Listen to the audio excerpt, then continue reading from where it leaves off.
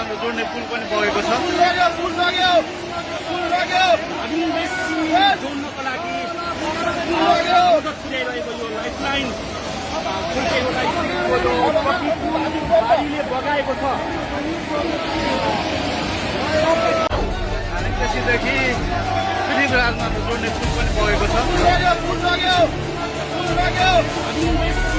जोड्नको लागि मद्दत पुर्याइरहेको यो लाइफलाइन बाढीले बगाएको छ।